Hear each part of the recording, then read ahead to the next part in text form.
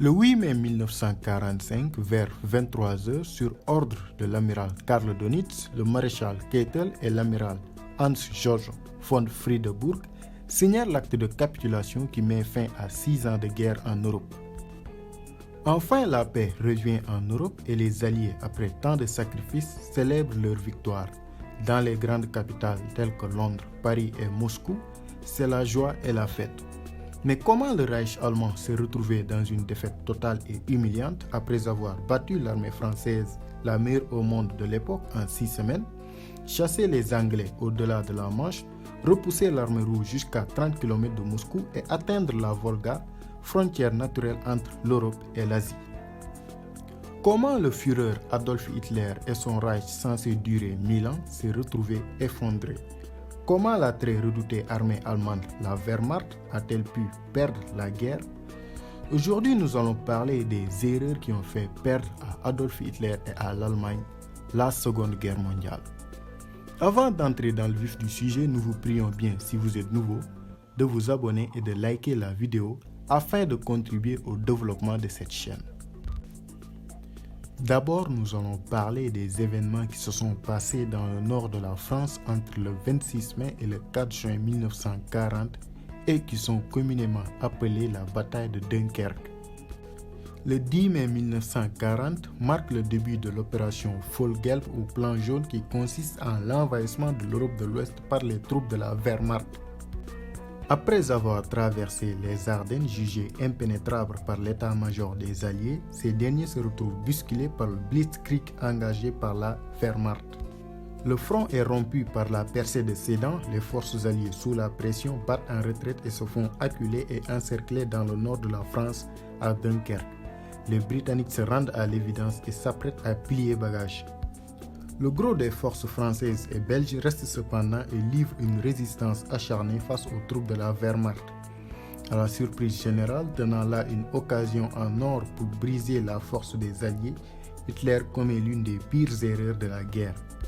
Il ordonne au général von Rundstedt de stopper les Panzerdivisions allemands en progression vers Dunkerque et charge à la Luftwaffe du maréchal Göring de finir les opérations. Ce qui fait l'affaire des Alliés puisque ces derniers auront assez de temps pour faire évacuer plus de 300 000 hommes, soit 85% des effectifs présents à Dunkerque. Sur ce coup, Hitler laisse passer l'occasion de détruire l'armée anglaise et d'envahir la Grande-Bretagne facilement. Et de plus, ces hommes qu'il a laissés prendre la fuite à Dunkerque lui feront perdre l'Afrique du Nord, plus précisément lors de la célèbre bataille d'El Alamein en 1943. Le 16 juillet 1940, Hitler lance l'opération Silo. Il s'agit d'asphyxier économiquement l'Angleterre et de préparer un débarquement dans le sud de l'Angleterre. A priori, les rapports de force sont favorables aux forces allemandes de la Luftwaffe qui alignent pas moins de 2500 appareils contre 700 à peine côté anglais. La Luftwaffe commence par des attaques sur les ports, les usines d'armement et les aérodromes se trouvant dans le sud de l'Angleterre. La tactique s'avère être un grand succès, la nation anglaise dépend énormément de ces ports et se retrouve ainsi dans d'énormes difficultés. La RFA, l'aviation anglaise, est très affaiblie et ne semble plus pouvoir tenir très longtemps. Au soir du 24 août, un aviateur allemand largue ses bombes par erreur sur Londres, la capitale anglaise.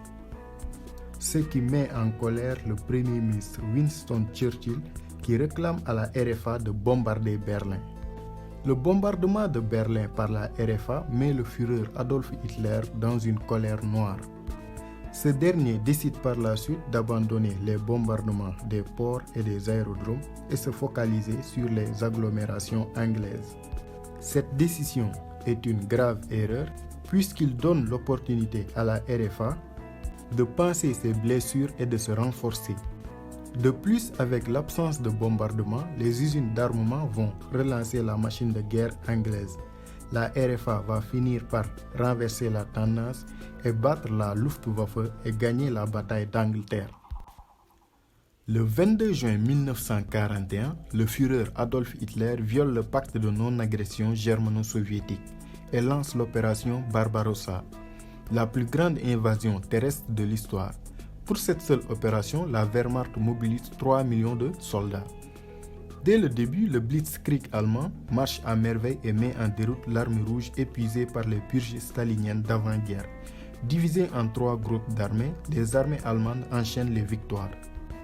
Le groupe d'armées centre du Feldmaréchal Fedor von Bock et plus particulièrement la seconde armée de panzer du général Ernst Guderian remporte des victoires en encerclant une très grande partie de l'armée rouge à Minsk et Smolensk et ouvre ainsi la route vers Moscou, la capitale de l'Union soviétique.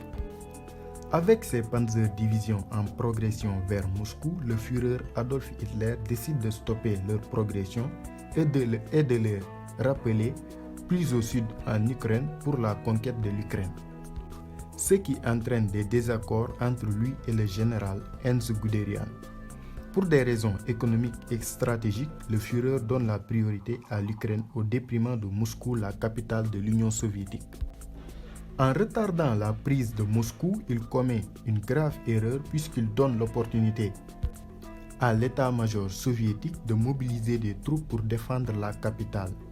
Et de plus, l'hiver russe très rude qui approche ne fera pas l'affaire des soldats allemands. Par la suite, dans des conditions très difficiles, l'armée du Reich allemand sera battue à 30 km de Moscou.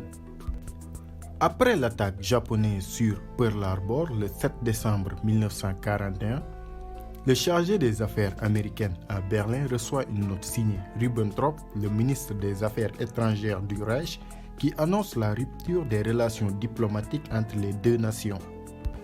Par la suite, devant le Reich, le Führer Adolf Hitler tient un discours violent et déclare la guerre aux États-Unis. Alors que le Japon ne lui a en aucun cas demandé de déclarer la guerre aux États-Unis. En déclarant la guerre à la puissance machine de guerre américaine, il signe tout simplement la fin du Reich censé durer 1000 ans. Les États-Unis d'Amérique entrent dans la guerre avec des ressources presque illimitées en matériel et en hommes.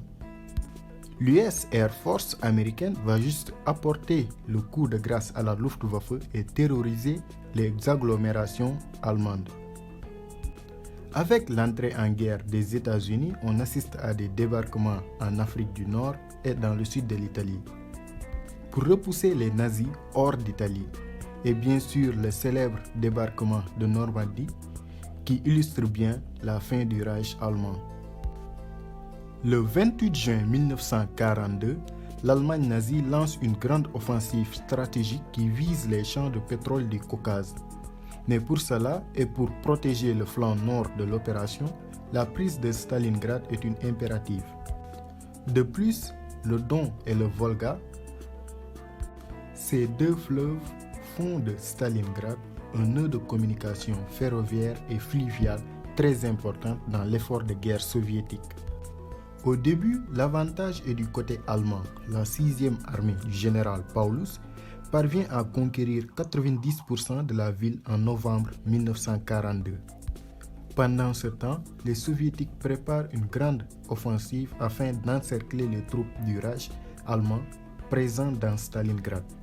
L'opération Uranus est une surprise générale. Les flancs allemands sont mis en déroute et le 23 novembre 1942, les armées du Nord et du Sud font leur jonction et coupent à la 6e armée allemande toute aide possible. Malgré les tentatives du Feldmaréchal von Manstein pour libérer la 6e armée de Stalingrad, le Führer encore une fois s'entête et ordonne au général Paulus de combattre jusqu'à la mort. Ce dernier désobéit et se rend à l'ennemi soviétique. Une véritable catastrophe pour le Führer et le Reich, puisque c'est 300 000 soldats du 6e armée allemande qui se sont rendus à Stalingrad. La 6e armée allemande s'est retrouvée enclavée puis capturée à cause des mauvaises décisions du Führer Adolf Hitler. Chers abonnés et internautes, nous voilà au terme de cette vidéo. Nous vous demandons encore plus, si vous êtes nouveau, de vous abonner et de liker la vidéo. Nous vous donnons rendez-vous à très bientôt pour une nouvelle vidéo.